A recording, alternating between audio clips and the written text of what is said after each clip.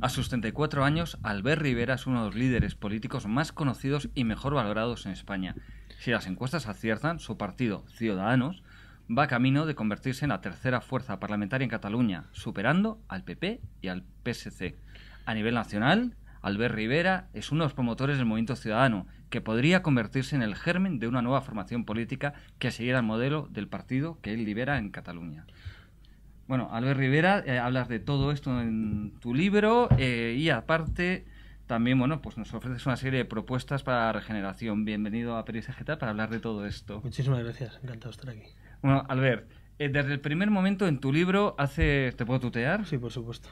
Desde el primer momento en tu libro haces tuya una expresión de Sabater que también está presente además en el manifiesto del Movimiento Ciudadano, la de somos ciudadanos, no somos súbditos. Explica la diferencia.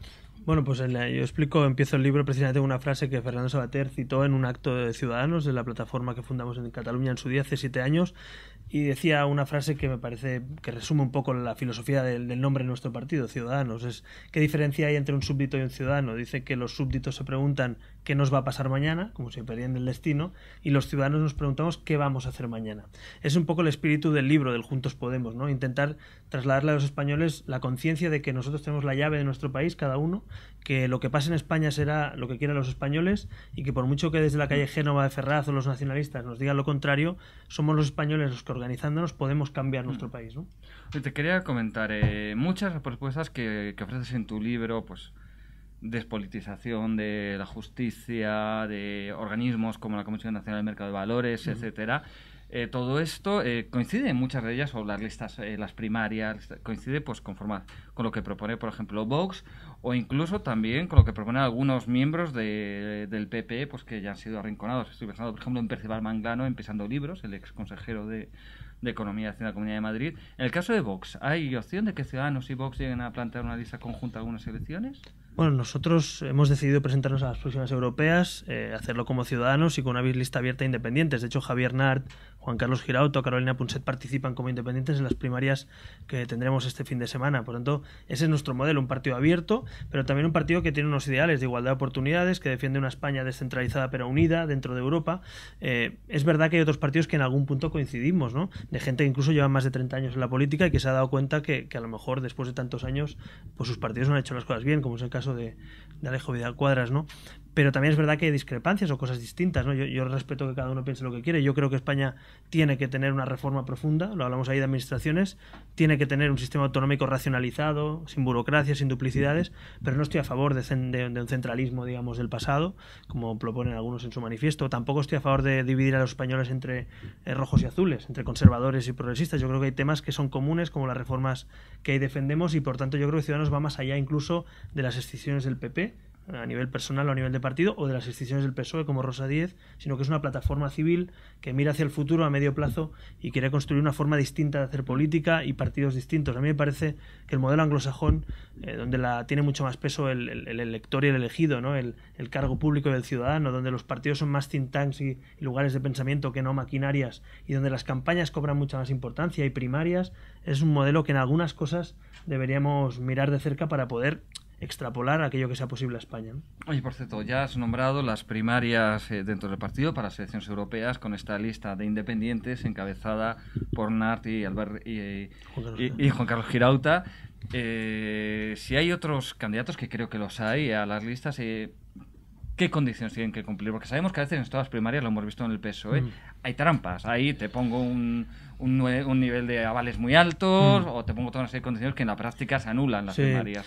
Mira, nosotros normalmente el reglamento de primarias, hablo de memoria, creo que es un 10% de los avales de una circunscripción para poder presentarse, por tanto creo que es un nivel bastante bajo, o sea, no es una barrera imposible, más bien es cercana. Pero además en este caso hemos suprimido, desde la Ejecutiva hemos decidido que como había poco tiempo, para no poner dificultades a los militantes que se querían presentar, pues hemos suprimido la necesidad de avales. Por tanto, no hay ningún tipo de cortapisa. Es más, ponemos a disposición nuestra página web, informamos a los militantes de todos los candidatos, prestamos nuestra sede para quien quiera hacer un acto público. Es decir, unas primarias de verdad, no como algunos que las amañan. Y finalmente, una novedad que aporta Ciudadanos, que es que precisamente porque queremos que sean primarias y sin ningún tipo de cortapisa, facilitamos que se pueda votar por internet durante 48 horas a toda la lista, a los 5 primeros, no solo al primero. Yo creo que más democracia es difícil ver hoy en un partido español, y creo que de eso debemos sentirnos orgullosos, que los militantes sepan que quien va a estar en la lista es porque lo han decidido ellos desde un clic, desde un ordenador, y eso me parece que está muy lejos de lo que hemos visto el dedazo en Andalucía de Rajoy, por ejemplo, o las primarias ficticias con Susana Díaz, por poner otro ejemplo, o en su día de Borrell y Almunia, que sabemos cómo acabaron, ¿no? Con un dedazo que quitó al ganador de unas primarias, cosa horrorosa, ¿no?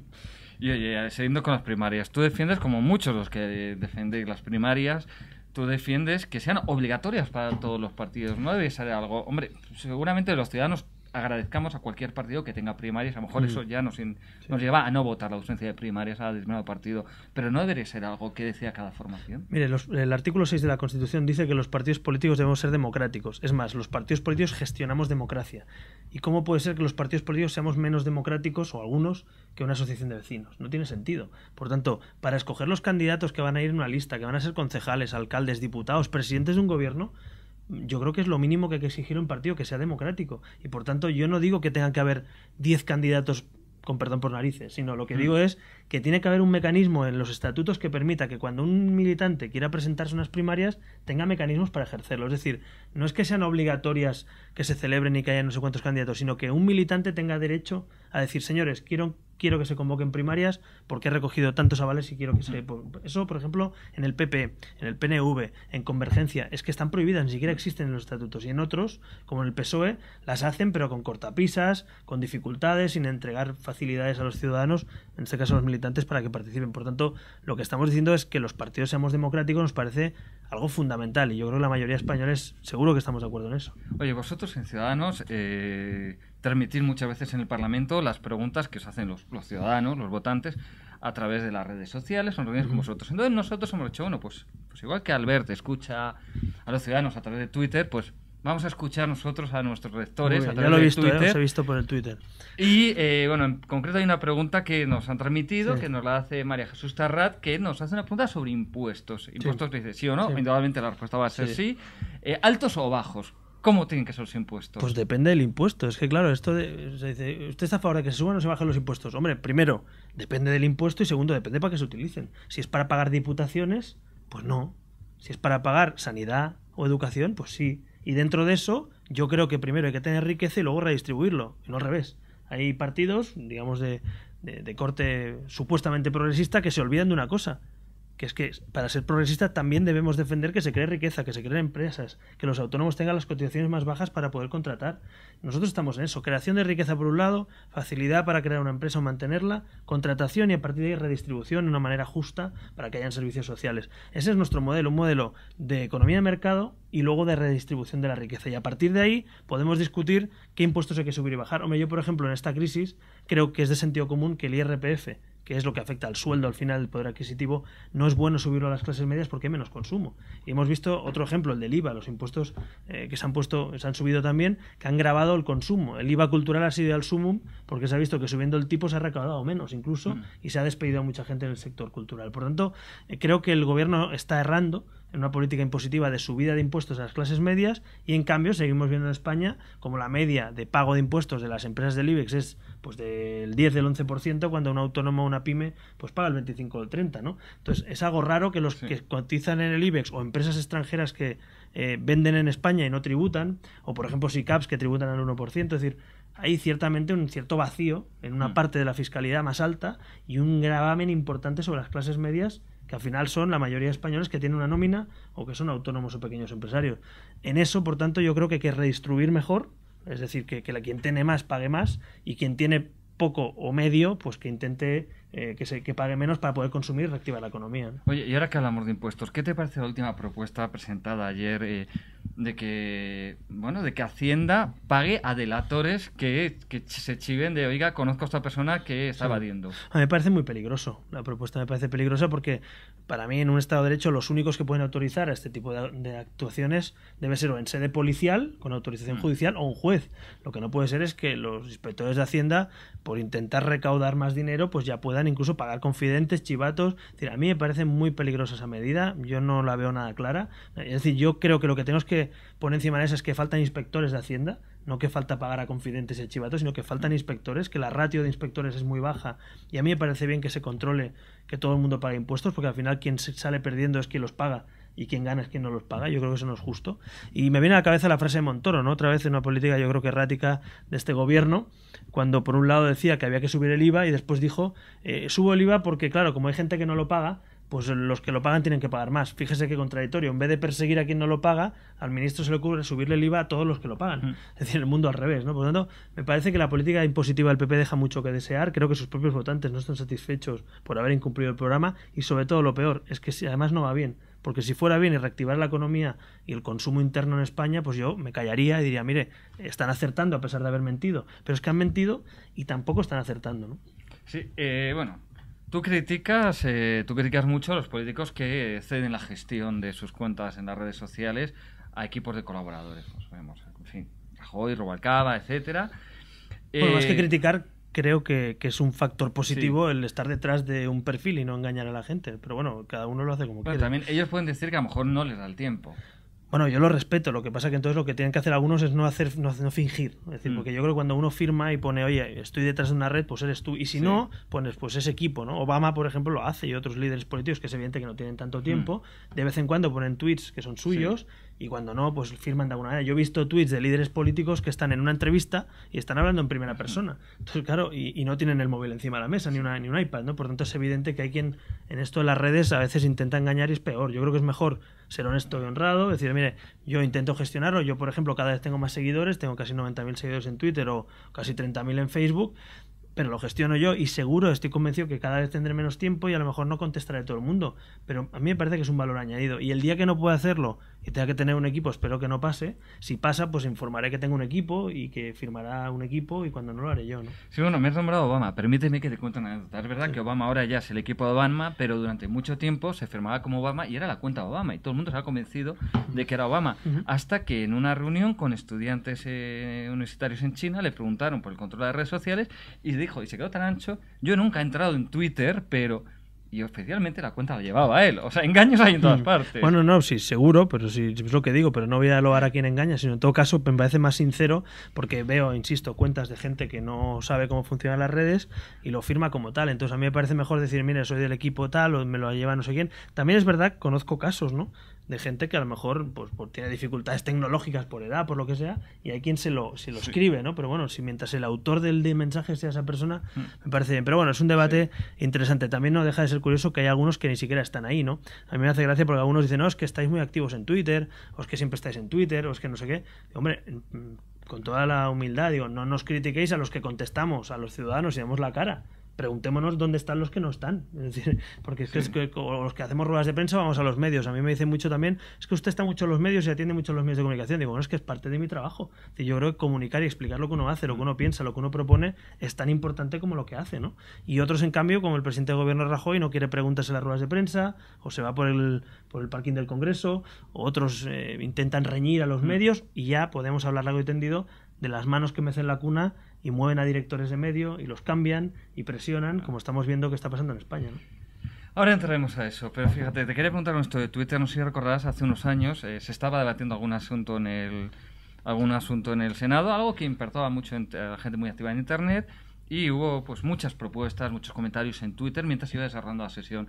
Entonces hubo queja de prácticamente todos los grandes partidos diciendo que bueno, que los ciudadanos estaban intentando presionar y sabotear al Senado. ¿A ti qué te parece este tipo de crítica? No, yo creo que a ver, primero, no se nos puede olvidar una cosa. Los jefes de esto, de la democracia, son los ciudadanos. Son los que pagan los sueldos a los cargos públicos para que les representemos mientras ellos están en su casa, con su familia, en su trabajo, con sus hijos o de ocio.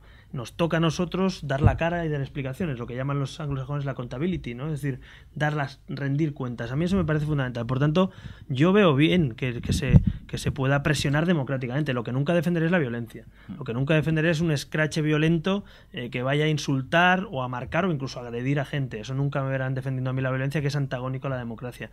Pero mecanismos de presión, como enviar un email, como estar en la puerta protestando legítimamente de algún sitio. ¿También del domicilio un político? Bueno, yo creo que el domicilio no es la esfera pública. O sea, no es esfera pública, esto es esfera privada. Yo hablo de la esfera pública, sí. Es decir, en un parlamento, en un acto, en un lugar donde, oye, mientras se garantice la convivencia y se garantice las libertades. Yo entro muchas veces al Parlamento de Cataluña y en la puerta muchas veces hay gente que está protestando por un ERE, por un recorte, por un centro de salud, por una escuela que la han cerrado, por lo que sea. Y, oye, pues y silban algunos, otros te aplauden, otros te llaman, otros te reúnes con ellos. A mí me parece que eso no es tan grave. Lo que es grave, insisto, es la violencia. Y yo eso también lo he vivido. He vivido como gente, bueno, pues te organiza. Yo en mi caso viví una cosa muy curiosa, que es que quien organizó un escrache que tuve que entrar acordonado con policías no eran ciudadanos, eran políticos. Es decir, las CUP, este grupo que apoya a Otegi y que es socio digamos de la parte, ¿no?, de Batasuna, y que es estos grupos independientes, de independentistas, ¿no?, que se supone son antisistema pero están dentro del Parlamento. Pues estos señores convocaron un escrache en un acto que yo realizaba a 500 metros escasos de mi casa, en mi antiguo pueblo, y uno tiene que entrar coordinado con su pareja a un acto para hablar de la ley electoral, cuando estos señores son diputados y tienen cargos públicos. Entonces, claro, eso me parece una gravedad extrema y así lo denunciamos. ¿Cómo puede ser que un grupo parlamentario se dedique no a votar y a debatir en un parlamento, sino a hacer actos de presión de este tipo, como los scratches, en este caso incluso recibiendo insultos y entrando con la policía en un acto, insisto, para defender la democracia y la ley electoral? Oye, me hablabas de manos que mecen la cuna y quitan y ponen directores de periódicos. Ha habido 3 grandes cambios en las cúpulas de los periódicos en 2 meses y 10 días. La Vanguardia, quizá la más comentada, si os he dado alguna, la de Pedro J. Ramírez al frente del Mundo, y hoy mismo Javier Moreno cae como director del País. ¿Quiénes son las manos que han mecido esas cunas para que caigan estos directores? Bueno, yo no voy a jugar a especulaciones y me voy a ceñir a lo que han dicho algunas de estas personas, entre ellas el que quizá más claro ha hablado ha sido Pedro J., ¿no? Pues él dijo directamente que tanto desde gobierno como desde la Zarzuela y otros poderes, pues se le había de alguna manera no invitado, sino cesado de su cargo. Esto no son palabras mías, son palabras de ese famoso vídeo de Pedro J., que por cierto está muy interesante ese vídeo en la redacción del Mundo, ¿no? A eso me refiero, y a lo que pasa en el País, pues no lo ha dicho directamente el director, pero hoy todos los medios de comunicación hablan de ello. En La Vanguardia, pues parece ser que también tiene alguna cosa que ver con la línea editorial de La Vanguardia en los últimos meses o años. En fin, yo creo que el problema de fondo primero es la dependencia económica que tienen muchos medios supuestamente privados del poder político. Es decir, las subvenciones, la publicidad institucional, las licencias de tele o de radio, eso condiciona la libertad de prensa y condiciona la libertad de expresión. Dicen que la prensa es la artillería de la libertad, ¿no? Pues yo creo que algunos han intentado mojar la pólvora para que aquí no dispare nadie, ¿no? El caso Bárcenas está encima de la mesa con El Mundo, pero también casos de corrupción vinculados a la corona, o también, en el caso de Cataluña, pues evidentemente las subvenciones que recibe el Grupo Godó, que también están encima de la mesa y son conocidas por todo el mundo. A mí lo que me gustaría en definitiva es que en este país muchos periodistas, que en este libro yo hay un capítulo que le dedico a esto expresamente, que es No hay democracia sin periodismo, que cuando me contaran cosas a mí las fueran a denunciar públicamente. Algunos de los testimonios que yo cuento ahí de periodistas que han recibido presiones o que trabajan en una tele pública o en un medio privado, no pueden decir su nombre para no ser despedidos. Y eso es lo triste, porque realmente la libertad de prensa es fundamental, que el periodista esté blindado constitucionalmente. Yo planteo incluso un blindaje constitucional a un ejercicio de una profesión que a mí me parece fundamental para una democracia de calidad. Ese es un debate que deberíamos tener. Cuanto más débiles son los medios de comunicación, más injerencia política hay en ellos, y cuanto más injerencia, menos libertad del periodista para ejercer su profesión, que me parece fundamental en democracia. Bueno, a mí hay un testimonio que especialmente pues me llegó porque es un compañero de profesión y porque como periodista a mí me dolió cuando lees eso, cuando alguien, un compañero te dice yo soy comunicador, ya no soy periodista porque la obediencia política me ha hecho renunciar a mi vocación. Sí, a mí me impactó mucho ese testimonio. Una persona que conocí un día en una cena, que es una persona que es periodista en un medio de comunicación público, y hablando me decía justo eso, hablando de todo esto de los medios, me dice, bueno, es que yo ya no me considero a mí mismo periodista, sino hace tiempo me considero comunicador. Dice, porque comunico cosas, dice, pero no ejerzo el periodismo, ¿no? Y me gustaría volver a ejercerlo, ¿no? Es triste, ¿no?, ver a una persona que por vocación, que el periodismo tiene mucho de vocación, como otras profesiones, ¿no?, en este caso es claro, pues que te dice públicamente, mira, yo no estoy haciendo mi profesión, estoy comunicando y me gano la vida así. Claro, la gente tiene que pagar hipotecas, tiene que llevar cole a sus hijos, tiene que comer, y eso implica ese tipo de renuncias. Y gente incluso pues que me ha explicado pues cómo algunos llaman para presionar en las escaletas de los informativos, o para pedir, por ejemplo, que Ciudadanos no sea entrevistado, o la bronca que se gana a alguien, y nos ha pasado en más de una ocasión, porque entrevistan a un partido que no es el PP, el PSOE o los nacionalistas, ¿no?, los partidos nuevos. Entonces ese tipo de cosas está pasando, y yo creo que es bueno, yo intento explicarlo aquí porque creo que los españoles deben saber lo que pasa, y yo, como he estado dentro de este sistema pero con un pie fuera, no quiero dejar de contar lo que yo he vivido y lo que creo que tiene que cambiar. Y como algún día nos tocará gobernar a nosotros, espero, pues tendremos que demostrar que esto es distinto, y tendremos que dejar que los periodistas hagan su labor, aunque critiquen al gobierno en el que uno esté. Y eso es algo que a mí me gustaría algún día poder demostrar. Yo entiendo que la gente sea escéptica, pero yo desde luego quiero tener ese compromiso también de decir, oye, lo que aquí escribo y aquí lo pongo por escrito, me gustaría que si algún día gobernamos sea distinto, ¿no? Oye, en el libro nombras, y ahora lo has hecho también, el tema de la publicidad institucional, las subvenciones sobre todo en Cataluña, pero cuidado, las hay en otras partes de España también, por ejemplo en Andalucía. Como mordazas, ¿qué hacemos? ¿Eliminamos la publicidad institucional de las subvenciones? Yo creo que la publicidad institucional es un mecanismo lamentablemente encubierto de subvencionar, ¿no? Es decir, nadie va... Es decir, todos podemos tener en la mente pues una publicidad contra el maltrato a las mujeres, a favor de pues de la atención a los niños, de recaudación de una campaña de dinero público. O sea, cualquier cosa, digamos, loable, se puede acabar convirtiendo en una mordaza para la libertad. Y por tanto yo soy partidario de ser muy nítido. Los medios de comunicación públicos, que se sepa cuánto reciben del presupuesto público, y sobre todo que definan bien qué es público y qué función tienen. Que no compitan con los privados, porque evidentemente tienen una función distinta. Y segundo, los privados que sean libres. Y libre significa para mí que no tengan subvenciones y que no dependan del poder político, o que esa publicidad institucional en todo caso esté regulada de una manera distinta. Lo que no puede ser es que haya medios que en su cuenta de resultados lo único que les salva sus cuentas es el dinero público, que además lo otorga un gobierno.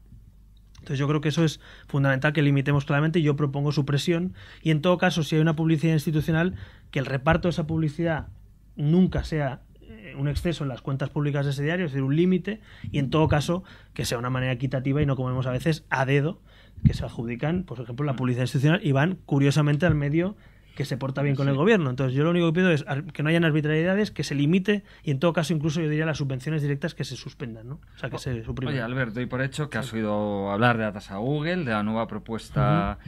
¿Y tú crees que es casualidad o que hay algo más en el hecho de que esta tasa se incluya, se apruebe en el proyecto para incluir la tasa Google justo cuando empiezan a caer los directores de periódicos incómodos para el gobierno, siendo esta una petición tradicional de los editores de prensa? No sé, decían, no sé quién era que lo decía, que decía que las casualidades en política no existen, y cuando existen es que están muy bien preparadas, ¿no? Tanto, yo no sé si esa frase es aplicable aquí o no, pero huele raro, ¿no?, esa reivindicación histórica. Yo algo que quiero aclarar, en España somos especialistas en hacer incompatibles cosas que deben ser compatibles. Yo quiero poner por delante que los derechos de autor y la propiedad intelectual y el trabajo que realiza, por ejemplo, un periodista, me parece fundamental que tenga una protección desde el punto de vista jurídico. Ahora, eso también, con los tiempos que corren, tienen que adaptarse pues a los medios digitales y otros estos casos. Pongo el ejemplo de la música, que es que la gente más conoce, ¿no? Quizá, dice, oye, pues está bien, tú puedes vender un compact a 20, 25, 30 euros como se habían llegado a vender, y además pues decir que se prohíbe que se haga de cualquier otra forma esa reproducción, pero al final se tienen que llegar a fórmulas distintas, mecanismos que permitan que se compre más barata por internet, pero comprándola legalmente, que tengan mayores servicios, que te hagan un descuento en un concierto, que te den un DVD. Es decir, al final el mercado también se autorregula, y yo creo que lo que no podemos permanecer es como si aquí no hubiera cambiado nada en 20 años con la revolución digital que tenemos. Por tanto, me parece bien que se pague o que tenga algún coste, digamos, o que se regule eso, pero cuidado, porque al final eso, lo que nos tenemos que preguntar los españoles también es quién lo va a pagar. Porque si al final todo esto acaba repercutiendo solo en el consumidor, y resulta que los que se benefician de estos, que básicamente es Google, o en todo caso los buscadores, o algunos determinados portales, ¿cómo se traslada eso a los ciudadanos? Yo no lo veo muy claro todavía. Es decir, o no lo veo muy claro, o me imagino quién va a ser el que pague, como siempre. Es como las tasas bancarias estas que dicen, ¿no? Le pondremos una tasa a los depósitos. Bueno, ya, pero si me lo vas a cobrar en forma de comisión al que ahorra 1.000 euros, pues al final siempre pagan los mismos, ¿no? Oye, y también hablando de medios de comunicación públicos, ¿cómo conseguimos que no sean partidistas los medios de comunicación públicos? Mira, yo creo que, por ejemplo, intentando dos cosas. Limitar el acceso de políticos, expolíticos o cargos políticos a las empresas que gestionan los medios. Es decir, hemos visto ya demasiados casos, gente directamente con carné de partido o que deja un acta de diputado y que se pone al frente de un medio de comunicación público. Yo creo que no hay nada más descarado que eso. Por lo tanto, una ley de incompatibilidades dura para que eso no se produzca. Y segundo, ¿por qué no? Unas oposiciones para acceder a un cargo. En la BBC, por ejemplo, pasa. Es decir, uno tiene que ser director de Radio y Televisión Española o director de una televisión autonómica o local. Oiga, pues hagamos unas oposiciones como si tiene uno que acceder a un puesto y busquemos un buen profesional que pueda dirigir ese medio, o un buen equipo, o una gestora que lo pueda hacer. Por tanto, yo creo que mecanismos existen, lo que pasa es que no hay voluntad política. Es decir, hay mucha gente que prefiere tener una tele que sea la tele de su partido en vez de la tele de todos. O incluso, sobre todo, teniendo en cuenta que la pagamos entre todos, ¿no? Porque al final ese es otro, el déficit y los agujeros que algunos dejan cuando gestionan. Por tanto, yo creo que hay mecanismos como las oposiciones, como una dura ley de incompatibilidades. Seguro que nada es infalible, pero desde luego lo que tenemos ahora es bastante vergonzoso, viendo como algunos... Hablo del caso que más conozco, que es TV3, pero pasa 3/4 partes en otras comunidades autónomas. ¿Hasta qué punto llegan a utilizar la tele pública? Artur Mas hace poco se conocía por una noticia, creo que la publicaba La Razón, cómo Artur Mas había pasado las preguntas o había limitado las preguntas que le podían hacer los entrevistadores en su entrevista. Bueno, es que eso ya acaba siendo una tele al servicio de un presidente, ¿no? Y lo mismo seguro que ha ocurrido, como también cuentan en otras comunidades, o cómo se silencian noticias en Canal No, o en Telemadrid, o en Canal Sur, y en Televisión Española también hay que decirlo que durante un tiempo hubo una cierta tregua. Parece ser que volvemos a las andadas, ¿no? Por tanto, a mí me preocupa muchísimo que los medios de comunicación que pagamos entre todos sean solo de los partidos políticos que gobiernan. Sí. Oye, te quería preguntar, ¿el Movimiento Ciudadano se va a convertir en partido? Y si es así, ¿qué va a pasar con Ciudadanos? Bueno, eso dependerá, fíjate, de Rajoy y de Rubalcaba. Y ahora que nos esté viendo dirá, ¿qué está diciendo este hombre? Digo, sí, porque es que nosotros estamos realizando 5 grandes propuestas de reforma que creemos necesarias, democráticas, políticas y económicas, que es la reforma de la ley electoral, la reforma del sistema de partidos, una efectiva separación de poderes, un pacto por la educación nacional y una administración pública reformada, moderna y ágil, ¿no? Esas 5 reformas vamos a hacer ahora unos documentos que presentaremos a la sociedad española y que queremos presentarle a Rajoy, al presidente y al líder de la oposición. ¿Por qué? Porque creemos que ellos tienen la llave, con la mayoría absoluta que tienen, o con las mayorías que representan estos dos partidos, de cambiar todo esto. Si no nos hacen caso o no lo cambian con miles y miles de firmas que llevamos ya, casi 55.000 recogidas e inscritas en esta plataforma, decidiremos a finales de año si Movimiento Ciudadano concurre a las elecciones o no lo hace. Por tanto, digamos que de momento hay un primer paso, que es que el gobierno y la oposición nos escuchan muchos españoles que queremos hacer esas reformas de Estado y que no llegan, ¿no? Y después, a finales de año, si no lo hacen, tomaremos una decisión de concurrir a las generales si es que finalmente lo hacemos. ¿Y qué pasaría con Ciudadanos? Bueno, al final Ciudadanos forma parte de esa plataforma. Vale. O sea, yo creo que al final lo que tienen que tener claro los españoles es que se llame Ciudadanos, Movimiento Ciudadanos o una coalición, al final lo que van a votar son nuestras ideas. Yo digo a veces que este libro, que algunas ideas que aquí recojo, este libro se puede votar. Es decir, porque esto tarde o temprano, de una manera u otra, pues se podrá votar en esas reformas que planteamos. Otra cosa es si eso se hace con unas siglas que son Ciudadanos, Movimiento Ciudadano. Ciudadanos va a concurrir, por ejemplo, a estas europeas ya de entrada. Por tanto, los españoles en toda España, en circunscripción única, nos pueden votar, de manera que eso ya existe y lo van a poder hacer, ¿no? Oye, te voy a hacer una pregunta que responde a lo que, para terminar ya, una pregunta que responde a la curiosidad que tienen, incluso ansiedad casi, podemos decir, muchas personas de mi entorno. A ver. Y me han pedido que te diga, oye, Albert Rivera, ¿te has planteado presentarte a unas elecciones generales por Madrid?